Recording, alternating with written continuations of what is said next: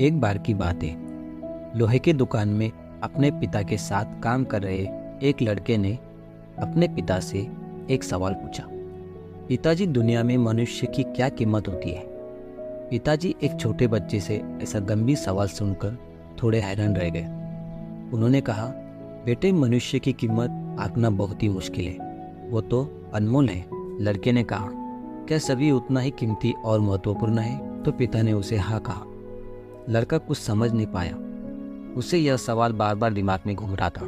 तो उसने पिता से फिर से कहा, तो फिर इस दुनिया में कोई गरीब तो कोई अमीर, किसी की रिस्पेक्ट ज़्यादा तो किसी की कम, ऐसा क्यों होता है? सवाल सुनकर पिताजी कुछ देर के लिए शांत रहे। फिर अपने लड़के से स्टोर रूम जाकर एक रॉड लाने कहा। लड़का स्टोर रूम जाकर लोहे का रॉड ले आता है।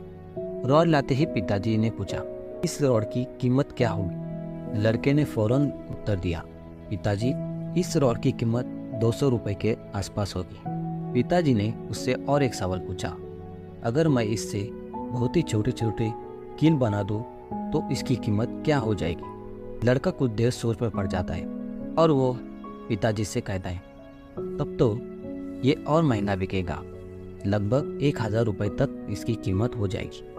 पिताजी ने उसे फिर से कहा, अगर मैं इस लोहे से घड़ी के बहुत सारे स्प्रिंग बना दूं तो? लड़का इस बार सोच में पड़ गया। फिर एकदम आत्मविश्वास के साथ बोला, तो इसकी कीमत इन सारी चीज़ों से 10 गुना ज़्यादा हो जाएगी। पिताजी ने मुस्कुराते हुए कहा, ठीक इसी तरह मनुष्य की कीमत इस बात में होती है कि वह अभी क्या है, इस बात में नहीं कि अपने आप को क्या बना सकता है। लड़के को अपने पिता से अपने सवाल का जवाब मिल चुका था।